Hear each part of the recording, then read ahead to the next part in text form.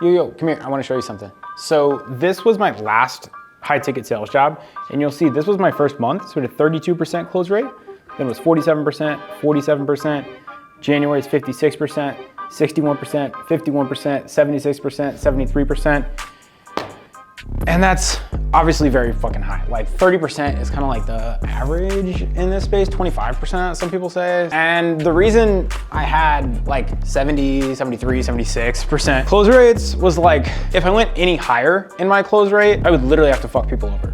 And like, there were just some people that I probably could have closed, but I just chose not to because it wasn't ethical to do so. When you get closing above the 40s, the 50s, 60s, 70s, like you have to be a savage at handling objections. That's all there is to it. And this wasn't some like crazy warmed up, buttered up leads really. Like this was a cold lead. This is cold traffic. This is paid ads. So what I want to run you through here is basically how I actually handle objections. So what we're going to talk about first is my objection handling framework.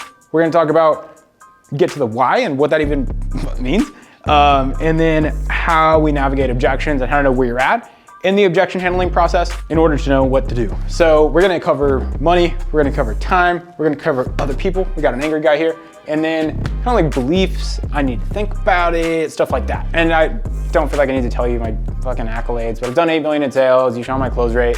We've built and scaled 5 different sales teams over 8 figures. We've placed over 250 sales reps in different high ticket sales roles that are like high paying and all that stuff. Just want you to listen to me and know that I know my shit. Let's get into some stuff where I could like actually teach you how to handle objections. So my objection handling framework, right?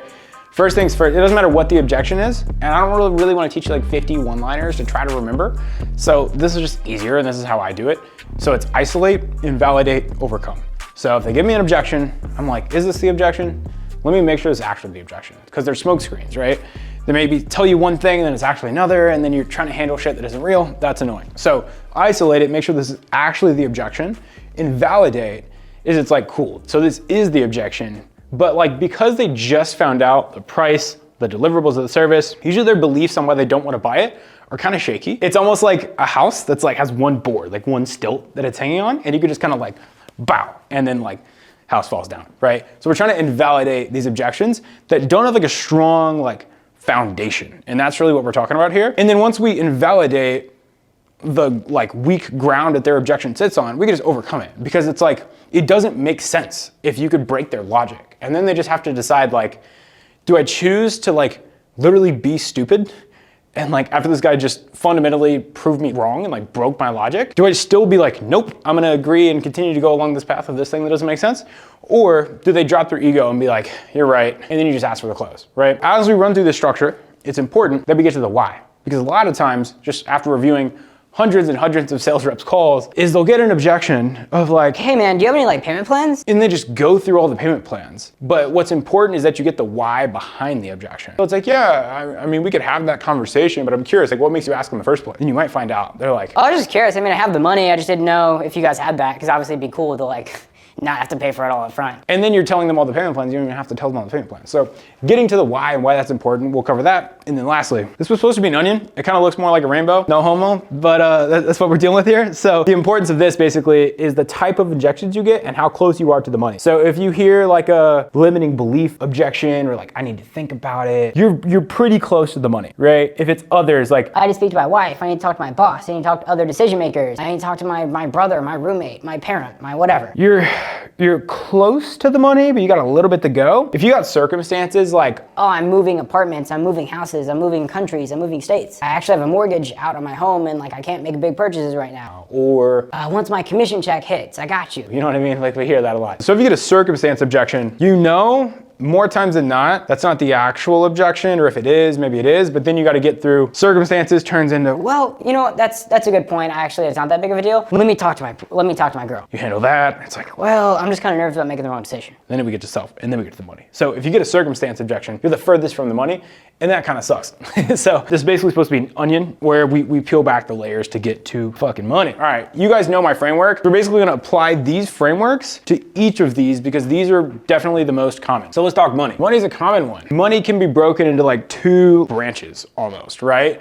It's like actually too expensive or not valuable enough. It's either actually too expensive or it's not valuable enough. Actually too expensive is like, I think it's worth it. I just literally do not have that much money. Which we can handle. or it's not valuable enough. That means I have the money, I just don't think it's worth it. that's a very big, important discrepancy to navigate, right? Anytime you get an objection, you go into this like curious child tonality and like vibe. You're not defensive that they think it's too expensive. You're not defensive of anything. You're just really curious. So you're like, that's interesting. Like we usually just have clients like hear the price and be like, oh my God, that's it. And they just like pull the trigger. So help me understand kind of where your brain's at here. Is it like I see myself doing this and like I would pull the trigger, but I literally do not have that much money in my bank account? Or is this kind of more of like I have the money, but like, damn, that's a lot of money. Like which one is it? And they'd be like, hey man, I love this. I just literally do not have the money. then we do what's called an open wallet. This is more B2C stuff. If you're B2B, it's a little bit different, but more B2C or smaller businesses like SMBs, this is how we handle this. We do what's called an open wallet. So like, cool, man. So, and just so we're clear on things, if you were to find out a way to like make this work financially, you would already pull the trigger. We wouldn't be having this conversation. Right, so like the product itself is phenomenal. There's not a single thing that you dislike about the product, right? No man, the product's amazing. Service is amazing. Like, okay, cool. Let's have that conversation then. So help me out here because I don't know where you're at financially. Like I'm not your financial advisor. Like when it comes to like cash on hand, savings, like where do you roughly sit? Let's say we're selling a $10,000 product. All right.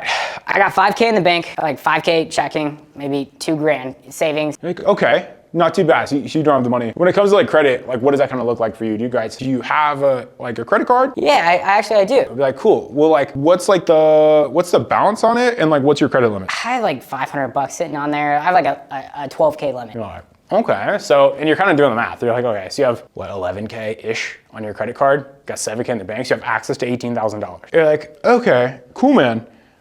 We'll just do this. How about we do it this way? So we'll just send like an 8K invoice and then a 2K invoice. So we'll do 8K on the credit card. We'll do 2K on your debit card or however you want to break it up. We'll do 2 separate invoices. Then we can get started that way. And then as you're making money from the service that you're paying for, then you can just pay off your credit card as time goes on. Is that cool with you? And they're like, Yeah, let's just do that. and it's like, boom. So actually too expensive, taken care of. If they just genuinely do not have the money, usually the business will have some level of like financing, like a firm or Klarna or like just their own financing partner. And that's kind of the route that you have to take. If they literally do not have the money, you just kind of make up a game plan for them on how they could come up with the funds over time, whether it be whatever, to make it happen. Fucking DoorDash your ass off, go Gary Vee style, sell couches, whatever. Like it depends what you're selling in your avatar. So like take with that what you will. But that's how we handle it. Actually too expensive. When it comes to not valuable enough, this is an interesting one, right? Because it's like you probably messed something up in your pitch, or maybe they just like don't understand the value of your service and you have to like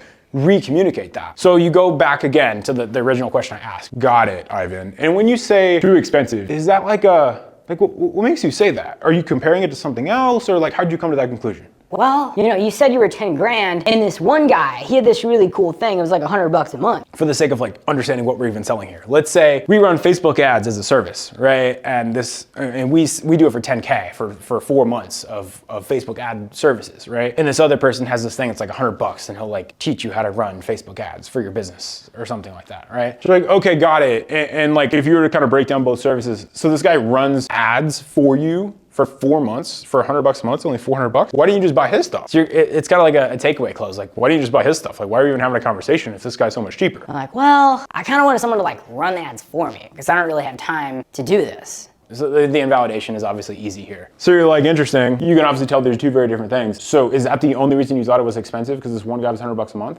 Yeah. Well, do you see how now that you've actually had the full conversation with me on what I get and what you would have got with the other thing, these are like 2 very different things. And they're like, right. Like, okay, cool. So you have the money, you kind of see why these are different things. That's the only reason you thought this was expensive? Like anything else? Nope, that's it. Cool. Well, like if we were to run your ads for you over the span of like 4 months and you have a $5,000 a month client that you get, would you be pretty confident that we could get you 5 clients a month over the next 4 months here? Cool. So you get 20 clients at 5K a pop per month. That would be 100K in new clients, not even including revenue, the recurring revenue that you're getting from these clients. Right. So, if you could spend 10K and get 100 back, who wouldn't press that button? So you want to get stuff started? Yeah. So communicating the value of your service is this much. We would get you clients that would pay you that much. We only cost this much. Here's your ROI.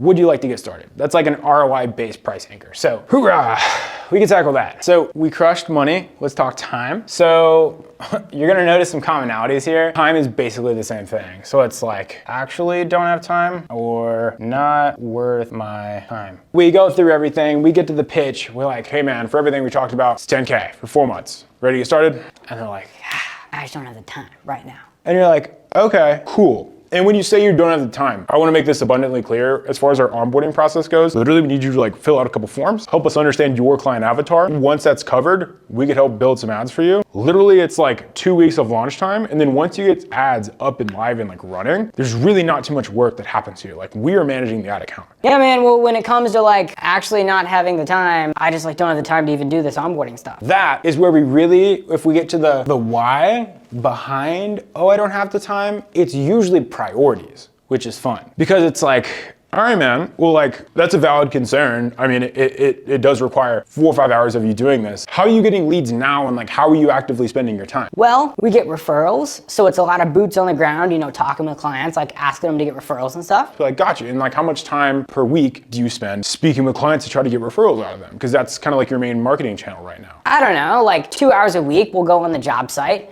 talk with them a little bit, ask them if they know anyone in the area who would also want this too. Okay, cool. So you're spending 10 hours a week doing this every fucking week? That's crazy. That's 40 hours a month. We need 10 hours of your time to where you can run Facebook ads to where the client acquisition process is literally automated. Like, you don't have to do anything. We are managing the ad account for you. So is that it? That's the only thing holding back from getting started? Like, can we agree that if you have an automated client acquisition system via Facebook ads, that we wouldn't have to spend time doing referrals all day, and that would actually clear up and give you more time because you're saying you don't have time? Yeah. So the overcome is like, I barely even have to do the overcome, because if it's an intelligent person, when it comes to the invalidation, they're like, yeah, that's actually really stupid. Like, let's go. And business owners are usually a little bit, faster paced, which is awesome. So the other part here, which is not worth my time, which is like, they're kind of the same thing, right? I basically just told you how to handle not worth my time. You literally ask them how they're spending their time, and then you try to get like a mental grocery list of like their mental priorities. I know I said the overcome part's usually easy if they have a brain, but some people don't have brains, which is really unfortunate. So what we got to do here is we tell stories. And for the sake of the example of like the one that I've stuck in my head, they basically run ads to pool builders and like hardscapers, blue collar, like bigger guys in the South that are like getting like 80K, 100K pool jobs.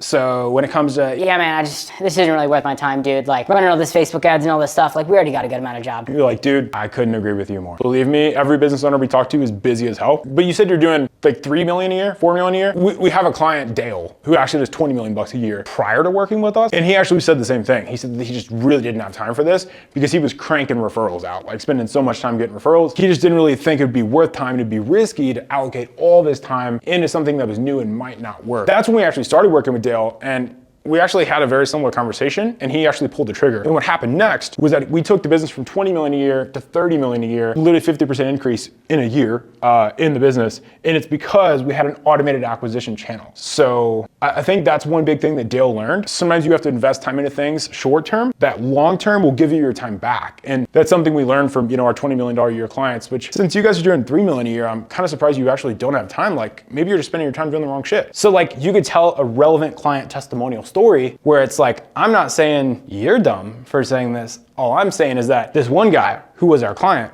who made, I don't know, 10 times more money than you said the same thing, and it's kind of valid for him to not have time because he's doing 10 times more shit than you. And then we overcame this. And then here's what's on the other side of him getting over this objection. You're wrong. Pay us and you'll make a lot of money.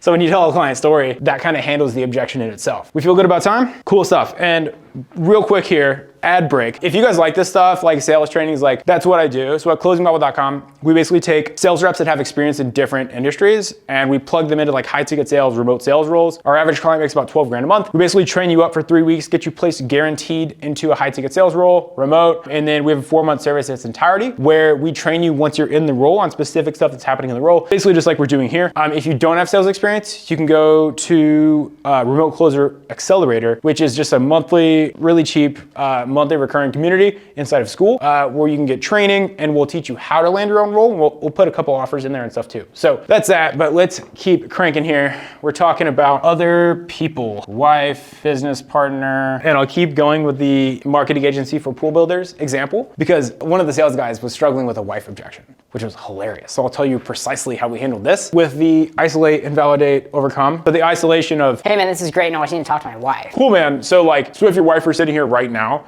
and she's like, Jeremy, dude, let's go. Like, let's do it. This is awesome. You would have already got started, right? Like, yeah, dude, like I'm in. It's just like, I've done something like this before and she kind of got upset and like, I don't want that to happen again. Like, respect it, dude. Like, I'm not here to break up a marriage, but invalidate. It's like, but let me ask you a question, dude. Like, is she in the marketing department? Like, does she understand Facebook ads? He's like, no. Like, okay, does she work in the business? No, she's my wife. Okay. And dude, like, I just want your business to fucking grow. I'm not here to break up your marriage, but like, I want to ask you like a serious, like raw question here. Don't take offense to it, but like seriously, if you're trying to grow your business and we've agreed marketing is your bottleneck, right? Right. So if marketing is your bottleneck and you are trying to grow your business, and I just want your business to grow too. Your wife wants your business to grow, right? She wants you to make more money. She likes more rings, more houses, more cars, right? Okay, cool. Do you think it's actually intelligent to get marketing advice from someone who doesn't know anything about marketing and also doesn't understand your business, and for you to make decisions in your business about your marketing dependent upon someone who doesn't understand either your business or marketing? And there's gonna be a little bit of pushback because you're like, hey, I'm kind of telling you to like bypass your wife here. But like, it's a genuine question. And it'd be like, dude, like, I just want to like talk to her. But yeah, it does make sense. And it's like, fine, let's play this out. What if she says no? Then what? Like, because what I'm worried about, and I've had this happen before with other clients, where their wife actually said no. And what happened is we kept in contact with him, like, hey man, how's the business? Is it growing? Is it doing well? And he's like, no. And the worst part was he actually resented his wife for not letting him do this because he knew Facebook ads is what would be necessary for his business to grow. I don't want you to resent your wife. Like, do you see how there could be a scenario where you really want to do this thing because it'll grow your business? She says no, so you don't do it, but then your business stays stagnant. Do you think you'd resent your wife? yeah. Cool. I mean, you don't want to resent your wife, right? Cool. So do you think it might be best to just do what's best for your business and just kind of let her know after the fact and tell her why you made this decision instead of like not doing it because of her and then resenting her? Like, we don't want to do all that shit, right? So can we check off wife? We feel good? Hoorah. All right, cool. Let's go business partner. The awesome thing about this is there is no way that the business partner who gets on the call, a sales call for a marketing agency, would be less knowledgeable about marketing, right? Okay, so isolate, invalidate, overcome. Hey man, 10 grand, 4 months. I need to talk to my business partner. Totally get it. That makes total sense.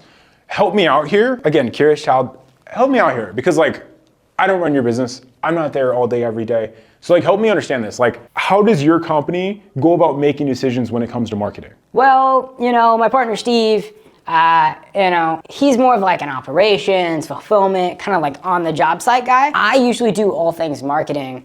So usually I just kind of pull the trigger on stuff like that. But when it comes to finances, we both have to like mutually agree on finances. And I'm like, okay, cool. That makes total sense. And then you still kind of go into invalidation mode. Beautiful. Okay, cool. Help me play this out. Okay. So your business partner, let's say he says no. And then at the end of the day, you knew it was going to be, it's the same shit as the wife. At the end of the day, if you know this is the best decision for you marketing wise, right? Is to work with us. Yes. Do you want to resent your partner where your business isn't growing because he's not that intelligent when it comes to marketing? And at the end of the day, he just wants to save money for the business, but you know this is something that will actually provide an ROI, right? Right. Overcome. It's like, you're confident that if you were to run ads, $4,000 a month between our fee and how much you'd be spending on Facebook ads, we could get 2 jobs a month. I'm being conservative here. Yeah, cool. So if we were to add $160K per month to the business and you paid $4K for that, how upset would your business partner be? Probably pretty fucking happy, right? So at the end of the day, because you said with how your business operates, that your decisions actually override his when it comes to marketing, is this something we could just pull the trigger on? And then like at absolute minimum, let's say we do all this stuff and it just still doesn't work and we have to talk to the business partner, you don't want to be a dick. Because there's this fine balance with objection handling where if you push too hard, you're just gonna push them away. And some people just won't make a decision without their business partner. So I could sound like the coolest sales guy ever and say, oh, I always close everyone. But there are events where people just need to leave. And if you don't stop pushing, you're just gonna tell them to fuck off. Like they're gonna tell you to fuck off. So in these scenarios, what's great to do is to do what's called a deposit close. So I'd be like, hey man, I get it. Let's just put down a $500 deposit. This will just lock your spot. Because like I said, we don't work with multiple clients in the same city. So give us $500 here, speak with your business partner. Do you have access to his calendar? You do? Okay, cool. Let's book in a part 2 with all 3 of us. We could have that conversation. And what I'll do is I'll combine all the information that kind of came from this call, and then you could bring that to him, and then we could have that conversation on Friday or whatever, right? It's important to get the deposit before you book the part 2, because this is very important here. He's gonna sell his business partner on why he gave us $500. If you go up to your business partner and he's in the office and he's busy and he's stressed out, you're like, hey man, I hopped on a call with this one marketing guy. He said pay him 10 grand to run Facebook ads for us. He'd be like, 10 grand, dude, fuck that. We don't have time for that stuff. We're focusing on this right now. And that's the whole conversation. You have to sell the business partner or the person you're on the call with on how to sell the other business partner. So that's why we go through, what would he need to see to feel good about this? And then you can coach him on that conversation. And then on top of that, if you get the deposit, then he will literally have to sell him on why he already gave us money. If there's no deposit, then they can just ghost you. Worst case scenario, it's a refundable deposit. They can just ask for their $500 back. And you're like, cool, let's hop on a call. We'll figure out how to get you your deposit back. And then you get to sell them. Bam. Last one here. This is like all self stuff. So like, this is like the last piece usually before a deal goes through. Because you get through the money, you get through the time, you get through the other people, and then it comes down to them as a human being, which is usually limiting beliefs, fear, think about it, I guess, which is just kind of bullshit. When it comes to, you'll get a lot of questions like this, where it's like, again, marketing agency for pool builders. Hey man, can you show me like your testimonials? Hey dude, can you like what's your success rate? Hey, for the clients who don't get good results, like why is that? Hey, how long does it take before we get our first client? Hey, how long does it take before we get our first book call? Hey, how long until we get leads? How long does it take for it to get set up? Those are all like, I'm not gonna tell you my motive behind the question, but I'm gonna ask all these questions. And a poor sales rep, like literally poor, like financially and also just in skill, will answer all those questions for like 30 minutes and it's stupid. This is like really where you gotta get to the why. And when I say get to the why, like you're gonna be just teeing off on all these stupid ass questions forever. So it's like, hey man, how fast until the ads get set up? you'll be like, I don't know, 5 days. You're like, cool, and like, How long until we get our first call on the calendar?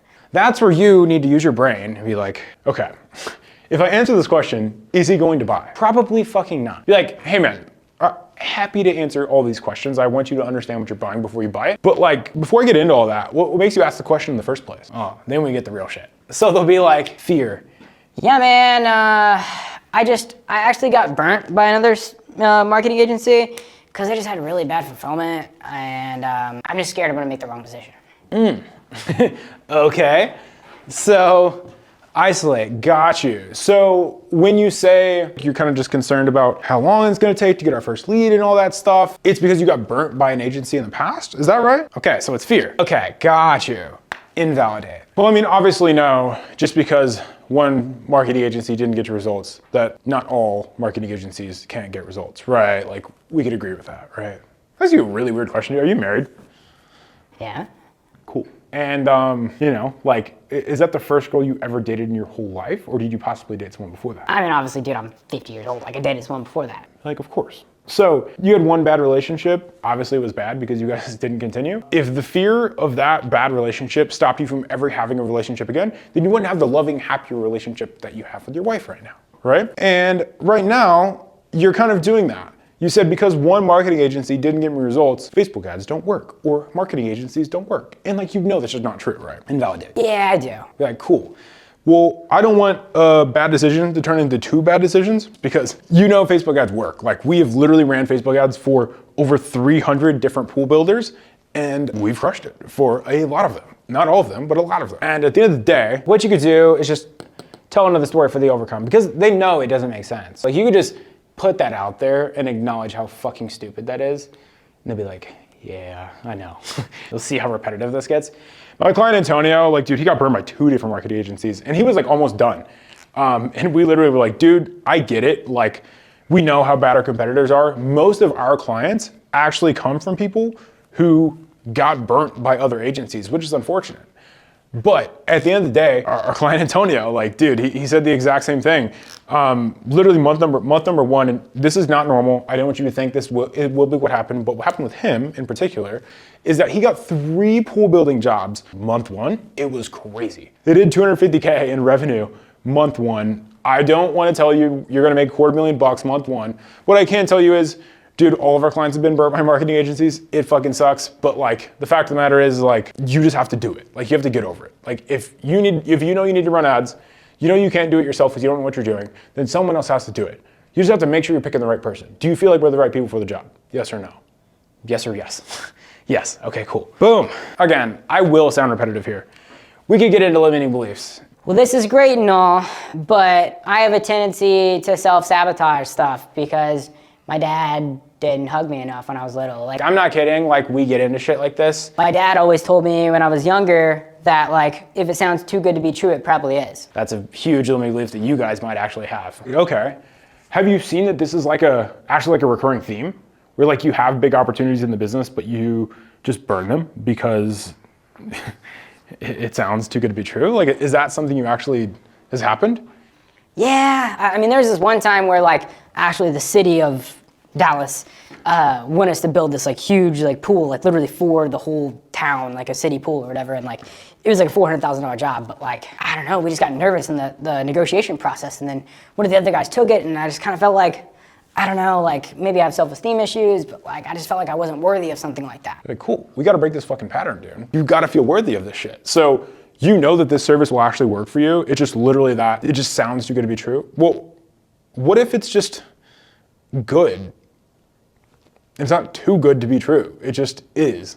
Like, we have hundreds of client results. And then you fucking tell another story of how someone thought this too. And don't lie, but like a client relevant testimonial story will always fucking crush every objection.